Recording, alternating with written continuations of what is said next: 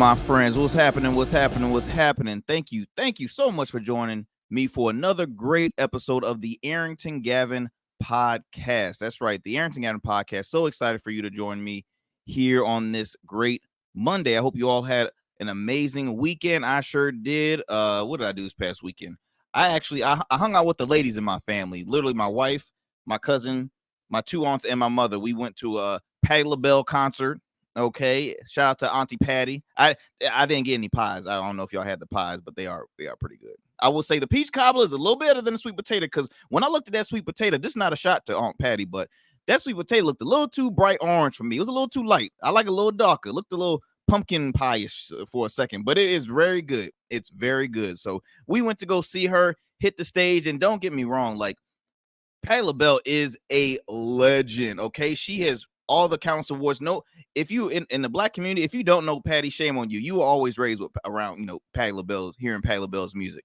So this lady, I believe she mentioned she was 79 years old, still hitting the stage, those high notes. I'm like, this lady got some pipes on her, and she was awesome. She was awesome. Again, I'm like, what do you expect? Somebody almost 80? What, am I gonna be mind blown and stuff? And I really was. So shout out to the legend Miss Patti LaBelle. Shout out to my family.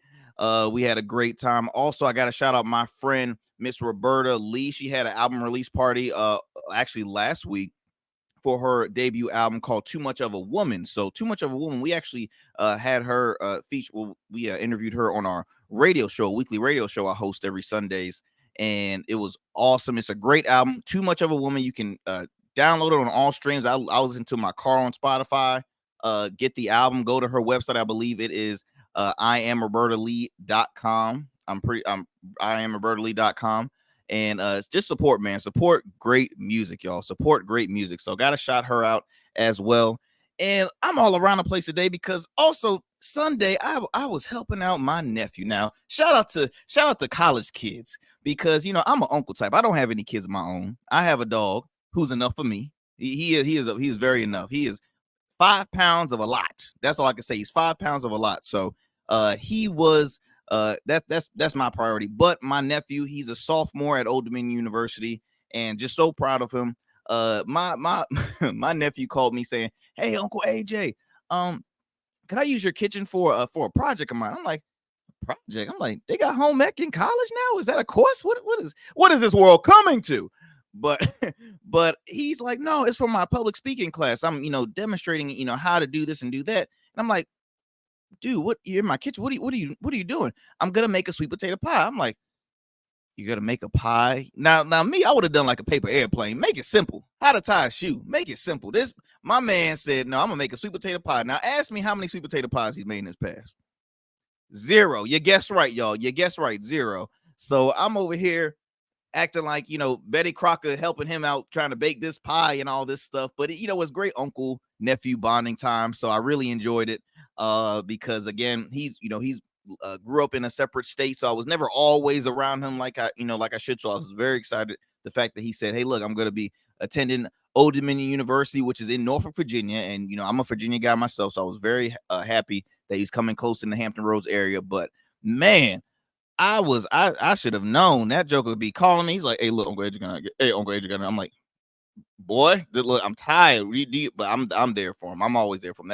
That's my buddy, and I'm just proud of him. But yeah, I was over here helping baking a sweet potato pie. So I was just gonna tell him, hey, I would buy like a store-bought pie, take it out to wrapping, but I don't want to go into details because I don't want to get him in trouble. I want him to make sure he gets an A on his assignment. So gotta shout out my nephew as well.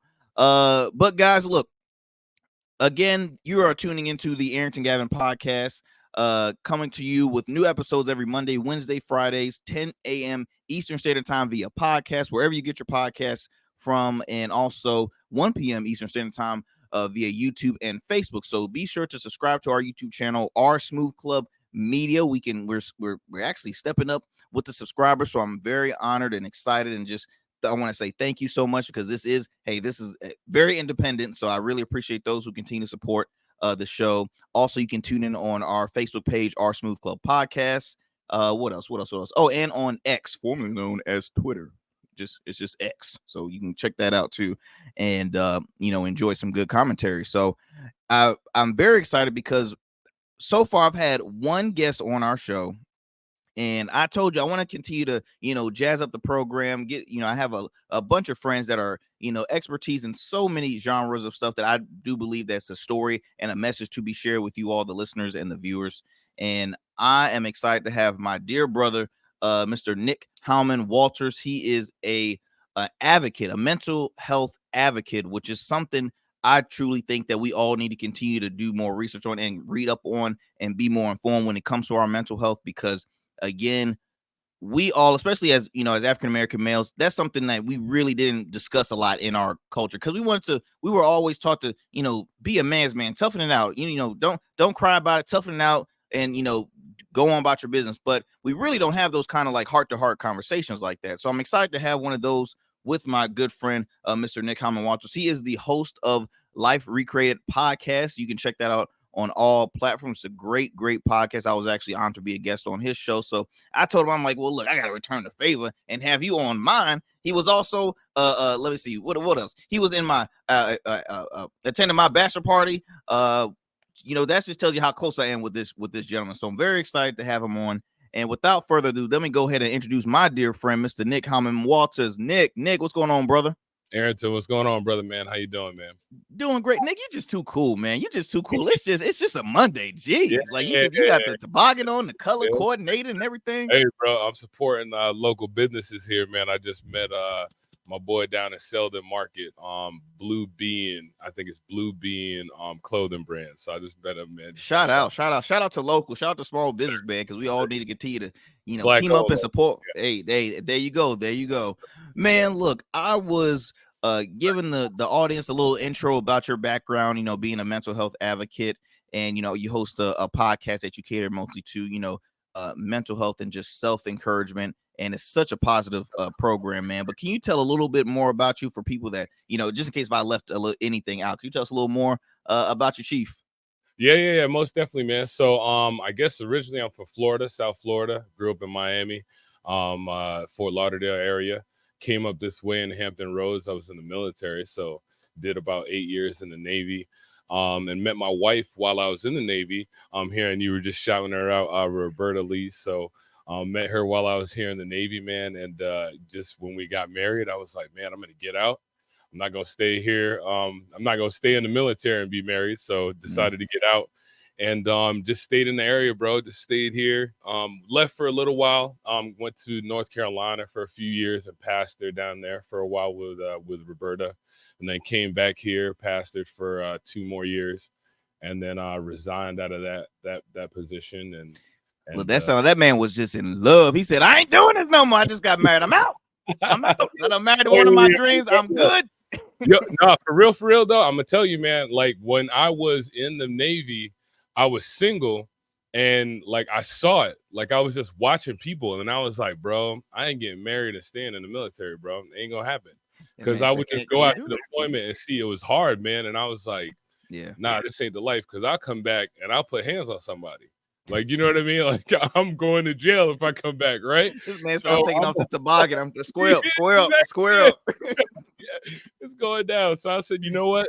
Let me make the wise decision and get out so that I can avoid that issue going down the road. But anyway, got out, man, and fast forward, was doing the pastor and thing for a couple years, and resigned out of that. Was in real estate real hard. I know that's how me and you connected. And, met each other, and was doing that, and then got into counseling. So I was doing grief counseling and working at the cemetery and working with folks, and just realized, man, through that experience and through my own experience in like around 2021, like everybody during the pandemic, man, how important mental health was, and something I always gravitated towards, and always was interested in, and I was always good at it, like especially like the one-on-one and the understanding of it. And so I was like, man, this is where I feel like I need to help. You know what I mean? In my community right now. So that's and so with that transition, man, because you saw that there was, a need, it was something that you had a passion for, but where did that passion really, come about for you? Because like I will always, say, like when it comes to starting a business, right? A lot of people start the business on the need, but you have to really go through that process to say, like, look, I've been a consumer. I'm not just the owner, I'm also a client. So you know Yeah. what I mean? Like it's Yeah. like I had to go through that struggle to also continue to share my story of what, you know. So where was your story in that play, where that played, or did it just like come about saying, hey, look, I want to help people. Let's go do it. Nah, no, definitely not. So, I would say 2021 was the catalyst for me. Hmm. Around that time, I was just about to turn 40, and I was at this place in life where I was like, I was trying to figure out what was going on. Like, I was in real estate, and that was good, and everything was moving in a good direction. Hmm. Making money and doing all the things like that we're taught. Like, okay, this is what we're supposed to be doing at this age, and where we're supposed to be at. Hmm. But man, I hit a wall, bro, around September. I hit Hmm. this wall and I was like, what the like, and I never experienced anything like that before. Like my whole life growing up and going through different challenges and different things in the military and even in pastoring, I always thought of myself as being mentally strong and being able to Mm. handle any situation and any circumstance kind of thrown at me. And so when I hit that wall in September, bro, I was like, what in the world is good? Like, I call Wow. it the cave. That's what I call it. I call The it the cave, cave. where it was like, all right, like I had to go into the cave to understand like what this really is. Like I was always interested by mental health and Hmm. how the mind worked and all those different things and self-improvement, but I had to go in the cave, and you got to almost kind of go in the cave to understand. Now I understood a different side of Mm. like depression. I started having panic attacks. Bro, I never Wow. had panic attacks, bro. And I was just like, I remember sitting at the dinner table one night and we're all eating dinner, bro. And I just like my whole chest just tightened up. Couldn't Wow. breathe. Wow. And then Wow. I couldn't explain anything. Like my wife is looking at me like, yo, you all right? And I couldn't explain what was going on. Well, because you're in a state of shock. It's something Yeah, that's never happened to you. So you're like, I and don't then know it, what to it, do, it bro. makes it Yeah. hard. It makes it harder for a spouse, because I think you want to do so much to help, and then it's like if you don't say, look, especially I would just say, like for me, I'll be like, say something, what's going on? Like you start getting annoyed, like what is wrong with you? What's Yeah, happening? So exactly. you're not talking. But I want No. to go back to, for one, how you mentioned the fact of the matter is, I'm good. I'm this. I do grief counseling. I'm a pastor. I shouldn't be going through this, because you're almost like trying to cover it up with a lot of titles to say, okay, look, I don't go through this because, wait a minute, I'm a pastor. Pastors don't get, go through depression, or grief counselors don't go through, so, and I feel as though too, as a male, I think it's harder for us men. African Americans one thing, but I think men in general, we're just always taught to toughen it out. We raised to toughen it out in an environment, because we show too much of our more emotions.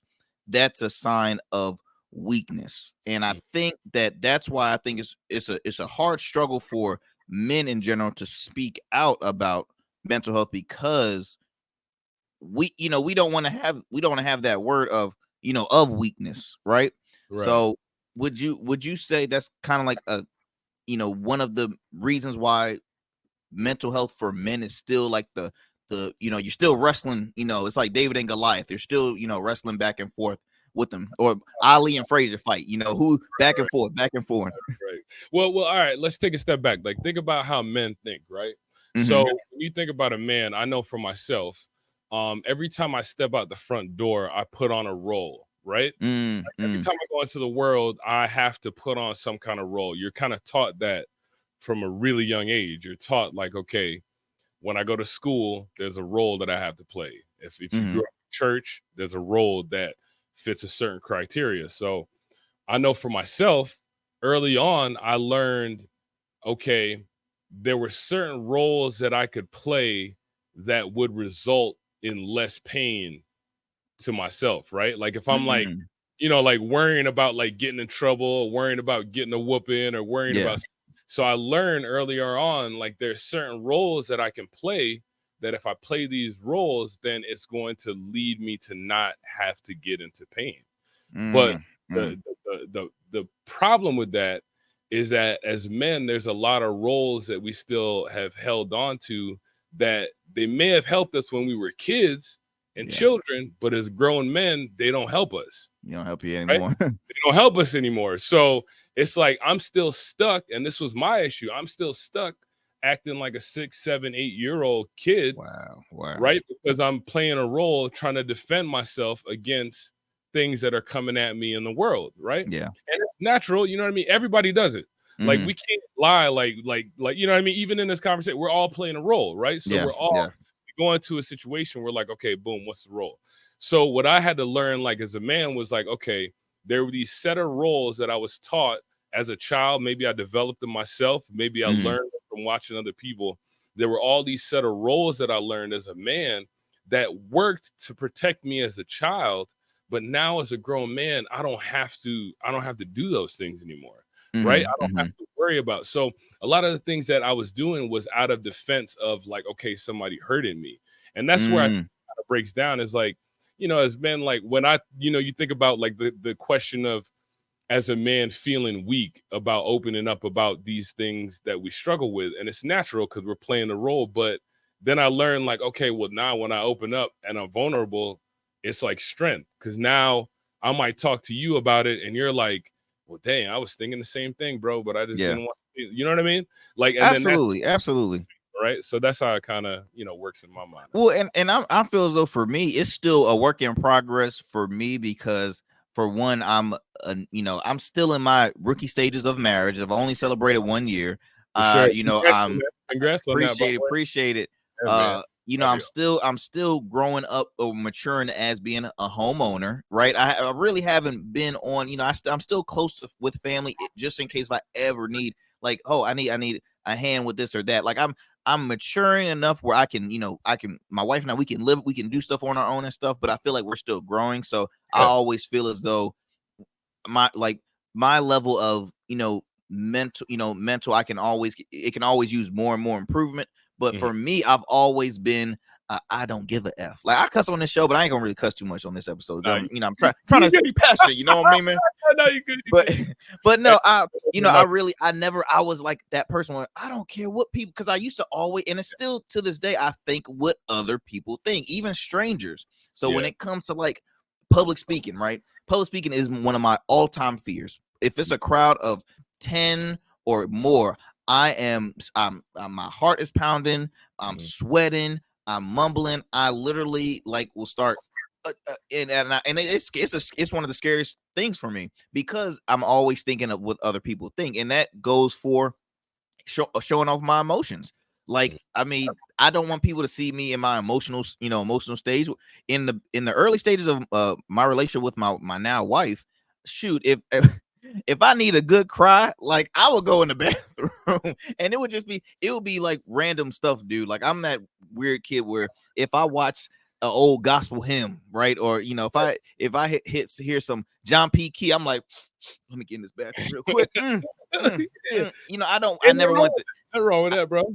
I never wanted her to see my emotions because I'm like, well, look, I'm trying to keep this girl. I want her to think like, oh, So it's because again, we're in society it's taught that sometimes I wouldn't say all the time our parents taught us that, but whether if it's our cousins, our uncles, in the family reunions, you have those conversations and stuff like that. Toughen out, especially playing sports. You don't see a lot of emotions being brought out in sports. Now you do, in the current state, but you don't see as much as bring out your emotions and stuff. So that's where I'm at that level where I just like I don't hide anything from my wife anymore. I feel you. But here's the thing that I learned, bro. So I Hmm. went and I did an experiment, right? And I tracked my emotions, right? Mm, Because I've been mm, in therapy and I've been working and doing all this stuff. But I started getting fascinated about emotions and mm, just fascinated about like, okay, well, because like you said, as a man, we're not taught some of those things. Like I played football, I played basketball, everything was stoic, right? mm, Everything was like, don't express anything, only competition, only anger, only, you know what I mean? Like all those things. And so I did this for like 30 days. Every day I would like at random times I had like notifications that went off. I had an app. It's called How We Feel. And it'll send you like a notification and you'll check in and you'll be like, hey, how you feeling? And so I would stop and I would be like, okay, well, what's going on? Like, how am I feeling? Like, and so I would track it. And so as I started tracking it, one of the things that I started learning was that I didn't have to let like my emotions dictate how I acted and I respond the way that I thought I did. Right? Mm, You know what I'm mm, saying? Like, mm, and mhm, so when I was able to catch it, I was like, "Oh, snap. Okay. I'm feeling a certain way." Like maybe it could have been something that happened between me and my wife, or it was a disagreement, right? mhm, Feel like unfair, or I'd feel embarrassed, or I'd feel like disappointed. And I started like naming it. And mhm, when I started naming it in the moment, I could be like, "Oh, shoot, I feel this way. Why am I feeling this way? Well, something maybe that was said made me feel a certain way. So mhm. now I can address it."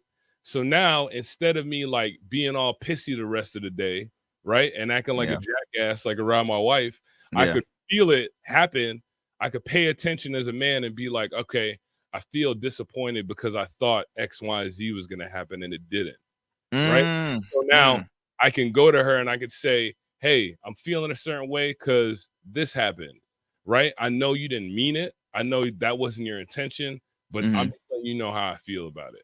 And Would nine you times out of go ahead, my bad. Oh, no, no, no, go ahead, finish, my And I bad. would say like 9 times out of 10, it would open up a conversation where it'd be like, "Oh, no, I didn't mean that," or, "Oh," you know what I mean? Like, or it was a miscommunication and it would Mhm, be squashed. And then so I was like, damn, like when I started doing that, it shortened the time that I would be pissed off, right? So like before it'd be like a day, then it would be like an hour, then it would be like a minute, and I'd be like, okay, now I can catch myself. So let me ask, would you say that if most individuals in our current society now will use that same method or think like that, would it be less, I'll just say, viral videos of road rage, or absolutely, less 100%. videos of parents fighting at little league, of like little league Yeah, games? Like, I mean, I look at so much what happens, social media is like, again, will remain undefeated on a good note and a positive, oh excuse, on yeah, a good note and a bad note. yeah. And I mean, I think maybe a month ago out in Newport News, there was a viral video of a man that was road rage against one individual, and luckily the person got him on camera because he He was flashed a shooting at, gun. yeah, I saw that. Yeah, What yeah. the hell? Like, I'm like, what the hell? Like, you are Yeah, literally driving, you about to crash, you like, and yeah, yeah. Like, how do you do that? It's and wild. I'm like, in my mind, I can always say it's just we live in such an impatient world. Everybody is always frustrated, and somebody is always trying to prove a point in the wrong way. The NFL season just started. There has been so many fan brawls, sometimes even amongst the people Yeah, supporting the same team. I mean, yeah, there's so much frustration in this world, and then not just on the frustration aspect, but when it comes to people that really need help, like I was mentioned before the show, like public figures, like Britney Spears. Like Britney Spears, I believe is a cry for help in my opinion. I can't speak for anybody else, but I'll just say in my opinion, if this person is up there clinging some knives, half in a bikini, and her, it looks like she hasn't slept in days, like that's her ongoing, that is scary, and she's a mother too. So it's yeah, like, it's very scary when you see people that, wow, you remember how she first came, started in the world and success and this and that, and she's had her demons, but now it's like there's always something. Tyrese is always doing. Now I think Tyrese being a little extra, I'll just be honest. He R&B singing for real, so I think he might be a little extra. No, but real talk though, I think there's so many people that are just hurting right now, and I no matter how many, I mean, I don't know, man. I mean, like, where can we start saying, okay, look, enough is enough. We have to all, have a sit down, or we all have to, like, sit down in the whether it's at the basketball courts, in the barbershop, have these conversations, because it can't always just happen in the churches. And I'm a Christian, I'm a believer, I'm always in the church, but I feel as though people will look at their pastors as a therapist. But I heard someone said, don't ever think your pastor is always your therapist too, because people have, now that's what I heard. I mean, what would you say about that, Nick? Well, here's the thing. There's a lot there. There's a lot to unpack there. Going back to like what you were first talking about as far as the state of our world. Mm-hmm. Even just I guess just through my lens and just Mm-hmm. my perspective, because that's really what I can speak from. Mm-hmm. I think that personally, just in my own experience, like there's a lot of us that have a lot of trauma and a lot of things that happen to us. And really what I like boil it down to is like a lack of tools. right? Mm, If you really think about it, they, you know, we can't erase what's happened already to us. mm, You know what I mean? And I yeah. came to come to grips with that and be like, all right, I can't erase this. I know it happened for a reason. I know it happened for, you know, a purpose. But I have to learn how individually, because everybody's toolkit is completely different, Mm, because everybody's experience is completely different. Individually, I have to do the work to figure out the tools that I personally need to help keep me balanced, right? Because come on, like if you really think about it, like for most of us, the things that we've been through, when that stuff kind of like flashes back in our head, I know for me it did. mm-hmm. When it flashbacks in your head, man, it takes you to some dark ass places where you're Yeah. like, dang, I can't believe, you know, and we don't know how to, sometimes we don't know how to deal with it. We don't know how to like wrestle with it. We don't know how to like make it, we don't learn how to like make it fit into our lives, right? Mm, mm, Because it has to fit. Like the trauma has to fit. It has to be there. Like, I mean, it sounds like it sucks to say that, yeah. but it has to be there. But at the same time, like we have to like learn how to start doing the inner work to say, okay, man, what's my toolkit? Like what works for me? Like when I did that experiment Yeah. and I tracked my emotions, that was part of my toolkit. So now that became like something that I do on a daily basis, like checking in with myself. Because Mm-hmm. as a man, nobody taught me that, right? Mm, Nobody, mm, my dad didn't do it. You know, we recently just had a conversation with my dad. And I was like, man, how come you never told me even when I turned 40? Bro, when I turned 40, I was like, yo, what in the world's going on, man? Like, life is crazy. You know what I mean? Like, yeah. nobody explained this. It prepared me, nothing. I was like, why you ain't never said nothing, man? Like, life is Wow. hard, bro. Like, why you ain't never opened up and told me, like, hey, look, it's coming. You Yeah. know what I Yeah. mean? Like, let's get ready, get the tools ready, because you're gonna need them. You know what I mean? And that's how I feel like what needs to happen in our society is like, especially in our community. You know, like when Mm. I started going to thaeraPy, bro, I was looking for a black therapist, and I couldn't And you're find like, one. I'm still looking. I'm still flipping Bro, pages. I'm still I flipping pages. thankfully I found a black brother that was a therapist, and it took Mm-hmm. 5 or 6 therapists to kind of like reach out to find somebody. And Wow. I mean, Wow. like, and it's like, but he was able to help give me the tools that I needed. You know what I mean? He gave me the Mm-hmm. tools, and I was like, I took my past, I took my trauma, I took all that stuff, and I said, okay, boom, I got to face it, I got to deal with it. But out of it, I developed the tools that I need that keeps me balanced. You know what I'm saying? It keeps me even keeled, and I think that's what we kind of need right now.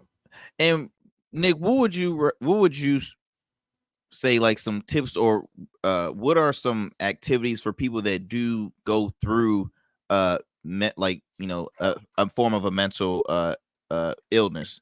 What can they do to what are some great stuff to calm the mind in a sense? What are some great activities or what are some great tips that you can say, hey, look, these are some, some tips I would provide or I would recommend to, to try out to help with that because again, it happens a lot, and I have a lot of friends that are entrepreneurs and overworked, and Yeah, I feel as though they never have the the time to just hey look you gotta I know I'm one of them. I mean it's not just a vacation, but what are some some things and some avenues people can do to help take care of their mental state. I got you. I got you. So let me say, I'm not like a like mental health expert or a Mm-hmm. doctor or anything like that on these, but these are the things that just really help me. Mm-hmm. Um, and I'm gonna kind of come. I want to kind of come at it like from a perspective of a man. Mm-hmm. Um, I know because like the one of the ways that really helped me, I think, will help men out a lot. Number one, um, really the tool that helped me out was like my breathing, like my Mm. breathing, bro, like controlling my like how I breathe. Like I didn't realize how often, man, I would hold my breath. Like if you Oh, ever notice wow. it, just pay attention to like during the day, like how often you're really just paying attention to how you breathe. There's I went through a group therapy session that was provided by the VA. Shout out to the VA, shout out to the veterans. I know they're trying their best. So I went through this group therapy session, and one of the tools that they gave us was called like box breathing, like a Mm-hmm. box breathing breathing method where you would inhale for 4 seconds through your nose, you would hold that breath for 7 seconds, and then you would breathe out through your mouth for 8 seconds. So get rid of all of the air in your lungs. And what it does, and this is what I learned about it, was what it does is like usually when you breathe in, your heart rate speeds up naturally, right? And when you breathe out through your mouth, especially through your mouth, and especially an extended breath, what it does is actually slow your heart rate down and calm your nervous system down. So when I was having panic attacks, my breath felt like I couldn't catch my breath, like I couldn't breathe, like I felt like somebody was squeezing me. But when I would like start doing this breathing, even on like certain things, like little microaggressions, like little things, like little things that get you in the day where it like throws you off. It could be business wise, right? Where like I get a phone call or I get an email of, a shipment or something that I thought was supposed to come in. And now that elevates all this stuff. And I feel myself getting that pressure going up, get in my mind starts racing. How can I do this? Blah, blah. And when I have those moments, I'm like, all right, hold on, let me stop. I just got to breathe. I might run through that little box breathing for like 4 or 5 times. It helps like calm me down. And then it's like, all right, cool. Now I can get back to what I was doing, right? Because when we're, you think about it, man, our culture, like especially like hustle culture, we think that we need to be running 100 miles an hour 24/7, never sit down. Yep. It's impossible. Bro, I'm 41 now, right? I used to think in my 20s that was what I was supposed to be doing. And then I tried to do that in my 30s. I tried and I was like, yo, this is impossible. Like they said, I'm a little tired. Wait a minute. Yeah, like I'm like, nah, bro, like cause now I'm waking up and I'm like, yo, my shoulder hurt. Like these joints ain't what they used to be. No. And if I want to last 80, 90 years, I gotta learn how to take care of myself. Absolutely, right? absolutely. So, and I think that's the second tip that I would give, especially men, is really learning how to pay attention to what's going on inside. There's a thing that I don't understand it, but a lot of times in our culture as men, like when things hurt or when like we get a certain feeling about something, now I got to go to the doctor. Bro, if you want to get behind the doctor, like go, like this is what, like understand this. This is what people have gone to school and been trained and paid to understand how to keep us running. Thank you. Optimum. You know what I'm saying? Like, bro, when I get a little feeling and I'm like, oh shoot, I'm going to the VA. I'm going to the doctor. My wife's like, where you go? I'm going to the doctor. I'm going to get this checked out because I got to last, bro. We have to last. And that's what I don't think, especially men, like pay attention to how you're feeling inside. Pay attention to what your body's telling you. Pay attention to the patterns that you have, right? Asking your wife, asking your close ones, asking your friends, asking your significant other. What are the patterns that I have that you see in my life that I could tweak and that I could make better? And I think that's where it starts, just paying attention to that inside world, man. Like we're so focused on the outside. Like, how am I gonna get this next bag? How am I gonna do this? And I'm like, that's cool, but there's a whole the way that I process this outside world is through my internal world, right? It's through here first. So if I don't get this right, all that stuff that I get out here is cool, but it ain't gonna matter. I like that, man. Process your internal world before you process the outside world. God damn, that is a quote, right? Oh, that's good. That's good. There you go, man. That's a liner right there. That's a line right there. I don't know. Drake might steal that one. I don't know, but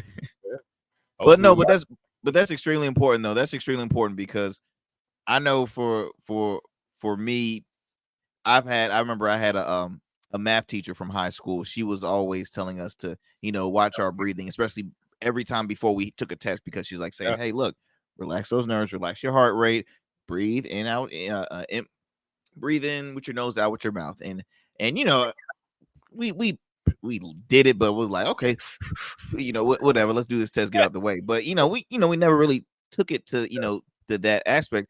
I also, man, I've seen you yoga. I see you doing a lot of yoga right now, man. Yeah, bro, I've been doing yoga for years, man. Wow. Okay. For years. And then shout out to my homeboy, man, Brenton. Brenton, he started Black Men Yoga Heal. It's a local local thing that we do here in Hampton Roads that he puts on. I was so encouraged because I was doing yoga for years, but I didn't say anything to anybody because it's like, I'm a 6'5" black dude. Like, who? Do they even have yoga mats your length, man? The more I Oh think yeah, about actually it, I do. I had to get a special. So what I you gotta did was customize them. I went to I started out in there was a yoga place on Ocean View called Beach Belly Yoga. Mm-hmm. And I started going to yoga there. And it was so awkward, bro. Like I was like the only black dude, bro. I'm huge. Like, I've taken up all this space. First time I went there, shout out to, I can't remember her name, but she was a yoga instructor. She was the one that told me about getting a bigger mat. She was like, bro, you're 6'5". Get a special mat so you can actually do Wow. yoga the right way. So yeah, so I've been doing yoga for That's years. something I've always wanted to. I definitely want to check it out because I've seen him featured on our local news outlets, man, Yeah, and yeah. talking high praise. So I'm it's very very exciting seeing what people are doing in the area, especially young people and more people of color doing it, man. Look, man, this conversation can go on forever and ever, and I know you're a busy guy, but look, I want to let people know how can people tune in and just talk a little bit more real quick about your podcast, Life Recreated Podcast. Yeah, for sure. Well, hey, this is perfect timing because at the end of this week, Friday, I'm coming out with season 3. I had recorded that a while ago, and then just life and things like that kind of just came up. So now season 3, I have about 12 episodes that are going to come out every Friday is what I'm looking at putting those out.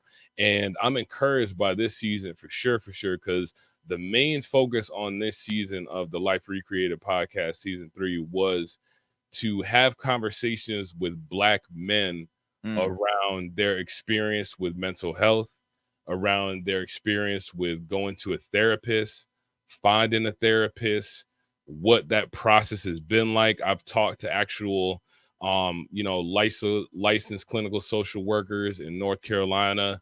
I actually, had a conversation with a therapist in DC. So this was a good season, man, because like you said, and like what you've been talking about here, I think it's an opportunity to really open up this conversation. Because when I realized how important this was and I started getting this right, like everything else in my life started kind of like falling into place. Like everything started like working and clicking. And I was like, man, this is important. So yeah, definitely check that out, man. That's on all streaming platforms. It's going to be on, Apple Podcasts. It'll be on Spotify. I'll have it on YouTube as well. And I'll definitely make sure to give you that link too. Awesome. Well, look, family, once again, another great conversation here on the Arrington Gavin podcast. Be sure to tune in every Monday, Wednesdays, and Fridays, 10 a.m. I'll say it again, 10 a.m. Eastern Standard Time via podcast, wherever you get your podcast from. Also, our YouTube channel, R Smooth Club Media. Please search to subscribe, comment, like it. We truly appreciate our Facebook page, R Smooth Club Podcast. And also, do me a favor, tune into my weekly radio show in your city on WNSB 91.1 FM, the soul of VA. Look, no worries if you're not in the Hampton Roads area and you can't find it on that radio dial. No worries, because there's 2 other ways you can support. You can download the WNSB app, it's free, and you can also listen live online at WNSB.org. Look, I'm gonna chop it up some more with my bro Nick Halmond-Walters. But until next time, y'all tune in. I'll be talking to y'all Wednesday here on the Arrington Gavin podcast. Y'all stay blessed. We out.